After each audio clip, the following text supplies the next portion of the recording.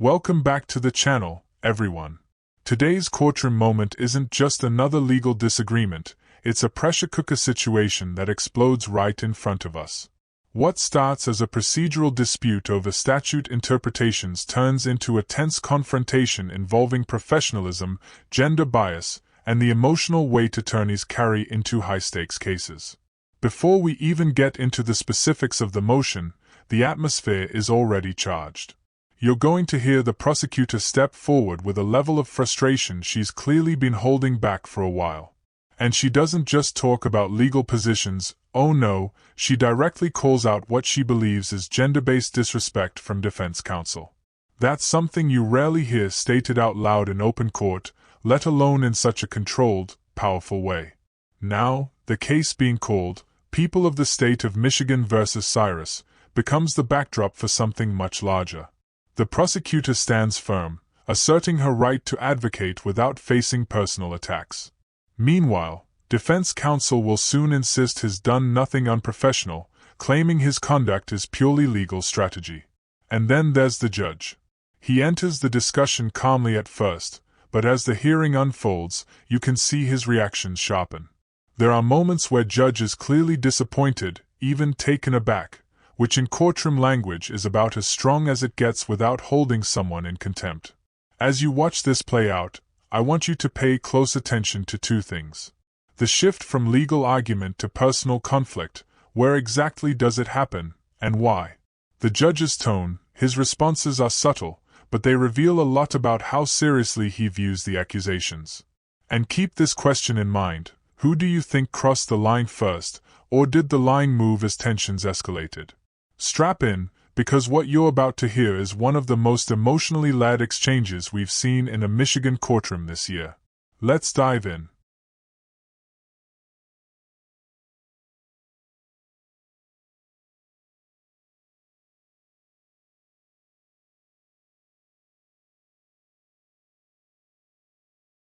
I am perfectly fine arguing law. I'm perfectly fine arguing procedure. I am not fine with personal attacks. What I don't expect is to get the treatment I'm getting right now from defense counsel based on being female. And that's exactly, I'm just going to call it out, that's exactly what it is. I highly doubt that any of my male colleagues from our office would have been treated the way I've been treated by defense counsel. Court does call the case of the people, state of Michigan versus Cyrus Abadi. Good afternoon, Your Honor. Mary Stanhouse, Assistant Court Attorney. And good afternoon, Your Honor. With also on behalf of Cyrus Abadi standing to me, right? Cyrus, please state. Good afternoon, Your Honor. Cyrus Abadi here. All right, this has come back to me. I don't know if it's really a motion, but I don't know who would like to start, but I certainly have some questions. I have a few things to put on the record, and I'll defer to Mr. Dowse if he wants to go first. I have no problem with that. I do not need to go first. So. Well, you might need to. I'm going to let you put on what you need to put on the record, because I think the last communication I saw, Mr. Dowse had filed something and you had requested whether or not we needed a written response or whether or not you could give an oral response. I think my staff had indicated what my answer was and that you could give an oral response on the record. So if that's where you'd like to start, go ahead, Mr. That's correct, Your Honor, and thank you for the opportunity to do so. I actually don't know where to start. This is a unique situation. I've never been accused in a public filing of lying. I've never been told that my narrative is sanctionable. So I'm not sure exactly where to start. I will start. Well, I got some things to say about that, but go ahead. Because and Mr. Dowse, I'm just going to tell you, I don't expect attorneys to necessarily like each other. I don't even care whether they like each other. Whether they talk to each other is irrelevant to me unless they cannot communicate in some professional way. But as I've told other attorneys, and particularly, and I'll name him Mr. Bennett, when he came and he accused somebody of some type of misconduct, that when that statement is made, the court has to look at that. And so I made it very clear to him, and I'll make it clear to you. if those are the kinds of things that are going to happen, you better be ready to roll with it, and you better have it. Because if you don't, that's section. Ms. Tanner, you may proceed. Your Honor, as counsel knows, and I think everyone in this room is aware, within this profession, our reputation and our integrity is everything. Throughout my career, I've routinely made decisions that were difficult decisions to make in a lot of aspects. I've been able to make those decisions because my reputation and my integrity are that important to me. Quite frankly, no case is worth me losing everything I've worked so hard for. What I've also routinely done in front of Your Honor, as well as other judges, is stand up here and make a point of defending opposing counsels when other people have accused them of anything from lying to misconduct and so on. The reason I make a point of doing that, even though in many situations that has truly not been necessary, is because I want to be very clear how important it is that we don't throw out baseless accusations at people. It's not a new situation to me necessarily to encounter a situation with opposing counsel where we disagree, where we misunderstand each other. I don't take offense. I've gone head to head with some of the best attorneys in this county as well as other counties.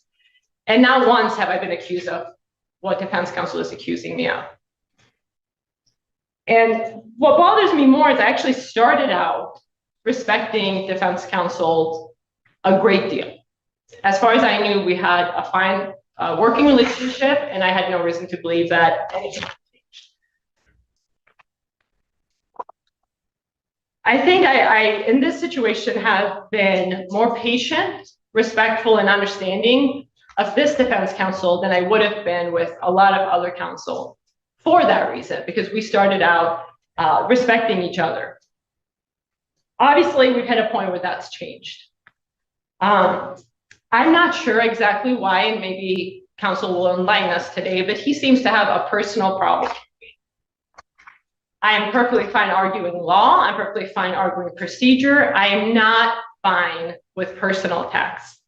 Those personal attacks are not just in the written form in these public filings where I'm being accused of all kinds of things. They've also been verbal.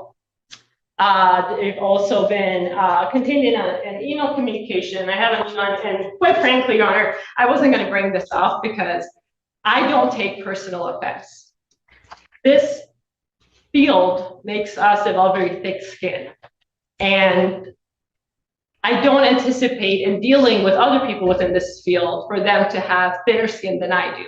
And perhaps that is my mistake, and I need to be more cautious and aware of people's hurt feelings and how it affects how they conduct themselves. I do want to put this on the record because I think it speaks to why we saw the reply that we saw. This is an email from September 25th of this year from Mr. Douse to myself. It's in response to a request he made, a reply I sent him. Which again, we can certainly look at that, but this is the part I'm not concerned about. Curious, you can articulate and posture all you want, Marie. Just don't think for a second that I'm not seeing right through you. I don't know what the intent of that email was. What I do know, it's not necessary for what was being discussed. And there it is, what I know the is ruling that brings this entire attack. emotional battle to a close, at least for today. So the judge has made it clear. The rape shield protections apply fully at the preliminary examination stage, just as they would at trial. That means no fishing for irrelevant sexual history, no attempts to introduce sensitive evidence without proper oversight, and no sidestepping the protections the law gives to victims. But beyond the legal ruling, what stands out most from this hearing is the human side, the frustration, the professional pride, the tension over respect and boundaries. The prosecutor drew a firm line, defending not only her legal stance but her integrity. Defense counsel pushed back, insisting his arguments were professional, not personal. And judge stepped in as both mediator and authority, making it clear when he believed the line had been crossed. Cases like this remind us that the courtroom isn't just a place for statutes and rules, it's a space where personalities, ethics, and emotions collide under intense pressure. And today, we saw just how quickly a procedural disagreement can evolve into a much bigger conversation about respect, professionalism, and fairness. What do you think? Was the prosecutor justified in calling out the behavior? Did defense counsel go too far in his filings? And did the judge strike the right balance in addressing both the legal question and the tone of the exchange?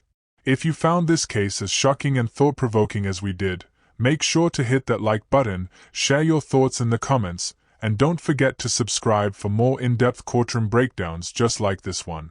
Your engagement helps us bring you more real cases, more expert analysis, and more moments that reveal the truth behind what happens inside America's courtrooms.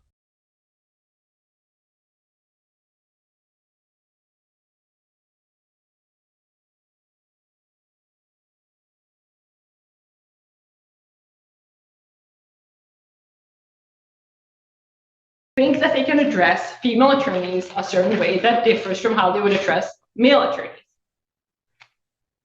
I do this job not expecting to be treated any differently than my male colleagues. I advocate just as strongly as my male colleagues do. Anything less than that would be ineffective. What I don't expect is to get the treatment I'm getting right now from defense counsel based on being female. And that's exactly, I'm just going to call it out, that's exactly what it is. I highly doubt that any of my male colleagues from our office would have been treated the way I've been treated by defense counsel. And even though I probably shouldn't be shocked at this point, having done this job as long as I have, I truly am. Because in working with many different male, female counsels of all backgrounds, this is the first time it's risen to this level. And that's saying something. What's even more concerning to me is that it was done in a public filing.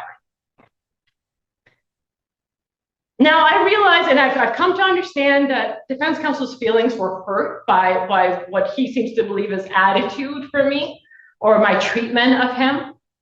I have not treated him any differently than I would treat any other counsel. I've conducted myself in a professional manner when I could. There are times where we have very intense discussions. And that's not out of any kind of intent to offend anyone. I'm quite shocked that defense counsel is as offended as he is by me in the job I've been doing. I was also shocked to read what he wrote. My hope is, because I try to get— Are you talking about what, and I don't mean to interrupt you, but you're talking about what he wrote in his response? In the reply, specifically in paragraph 5. My hope is that counsel's kind of passions and hurt feelings took over, and that logic and common sense just didn't catch up quick enough before he filed that reply. So with the court's permission, I'd like to offer him an opportunity to essentially withdraw paragraph 5 of his reply and ask the court to strike it from the public record.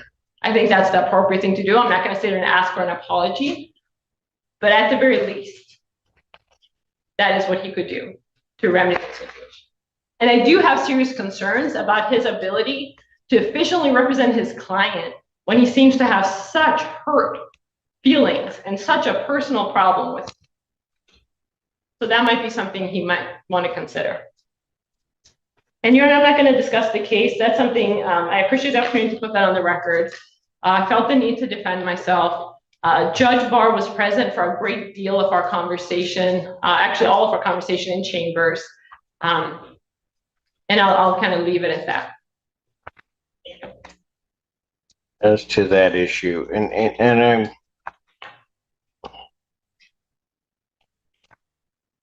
I have great hesitation in saying this, and certainly Mr. Duss, you can respond if you want to that. When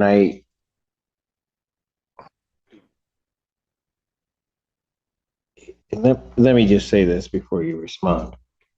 I've read over the years a number of your pleadings, both from you and both from those in your office.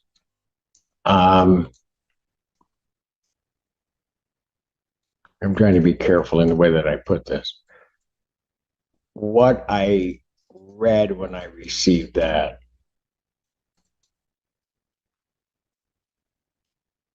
I was surprised.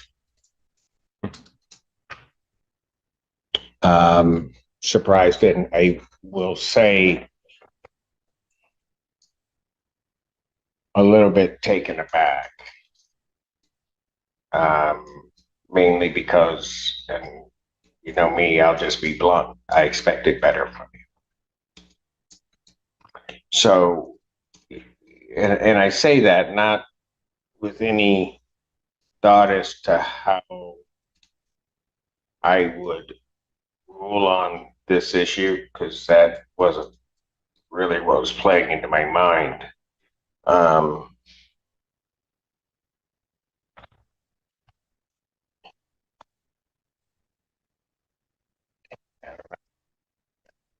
Just expected better.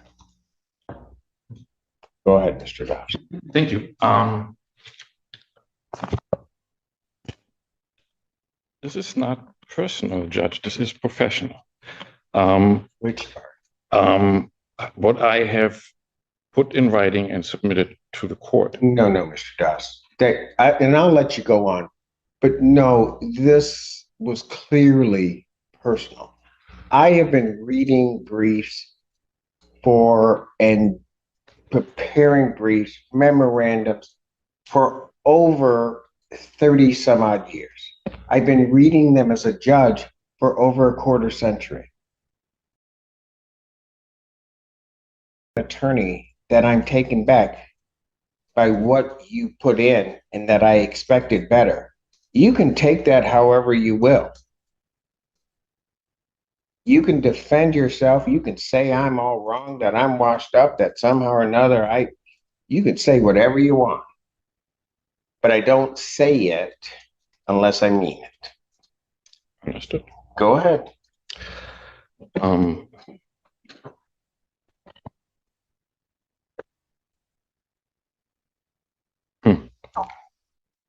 Well, I'm an honest man. Ms. Tanner is quite skilled at doing one thing and then portraying it as something else. On September 23rd in chambers with Judge Bauer, she brought up a legal issue for which there is no support, no authority. We sought to have a conversation about that, and there was no conversation to be had with Ms. Tanner.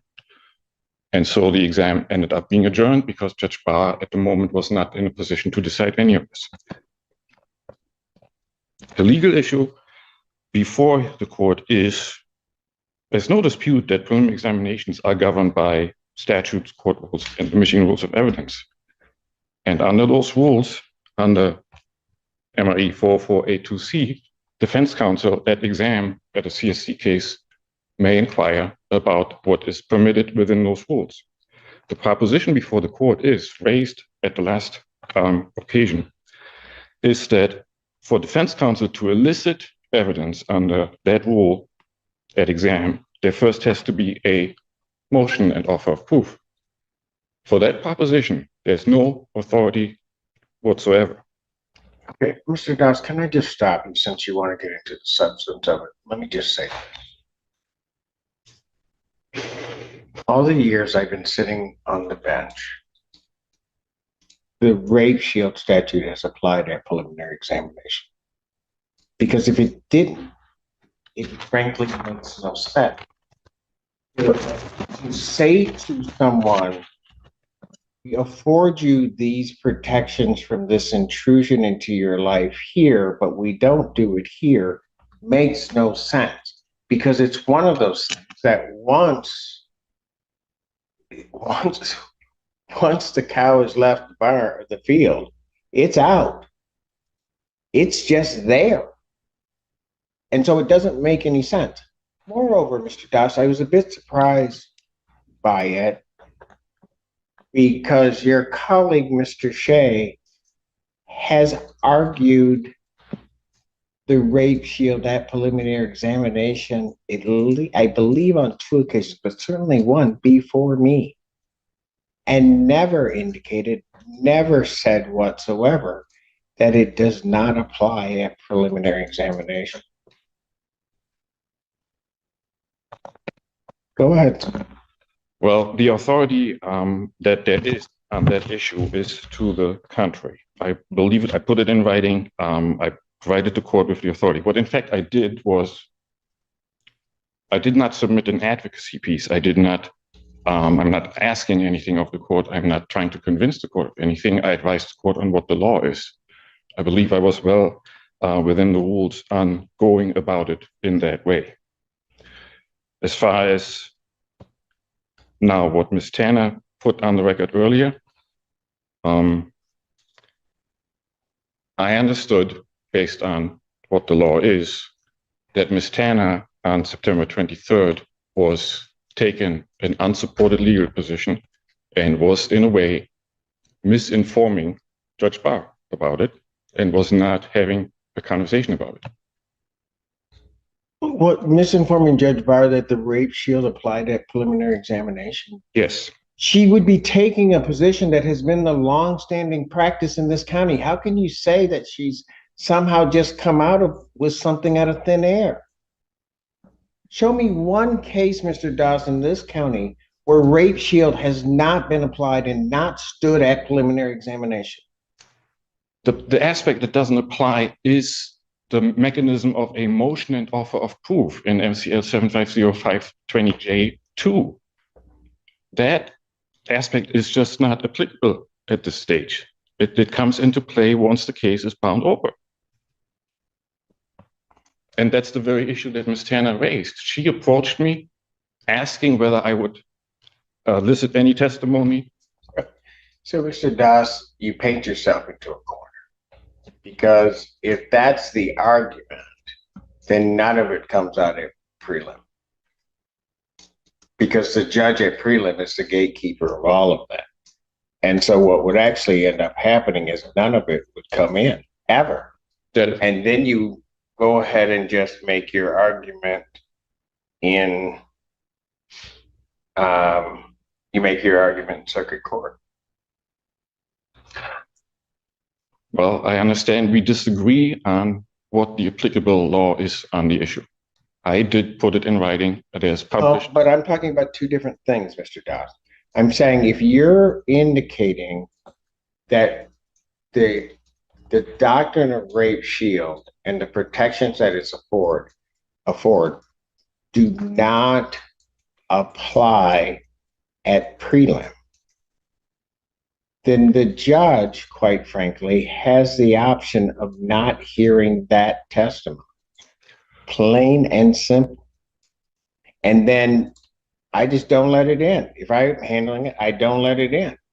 And then you're going to have to deal with it as you want to deal with it in circuit court, which you won't get it in there. If what the court describes were so, then the court would at that moment disallow the admission of relevant evidence under the court rules. It's irrelevant. Somebody's past sexual history is irrelevant. I could just say that and I'm done. Not with the defendant. Pardon? That's what the law said. That's what the court rule says, not with the defendant. That is not what the rule says. So, if I can go back once more. The very core item is whether defense counsel, before exam, needs to provide a written motion and offer of proof if defense counsel wishes to inquire into evidence under 404A2C. And the law on that is that no, defense counsel is not required to do that. Defense counsel may inquire under the rule. Okay.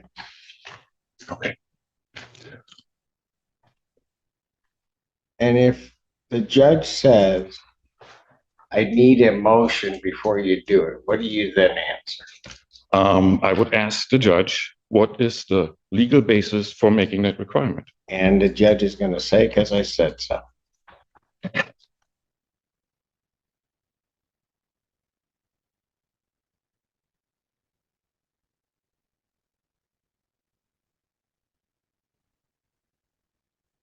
I am hearing that, and yes, I am greatly at odds with it because there's no legal basis. Maybe that's the for that reason requirement. you wear the robe and you don't.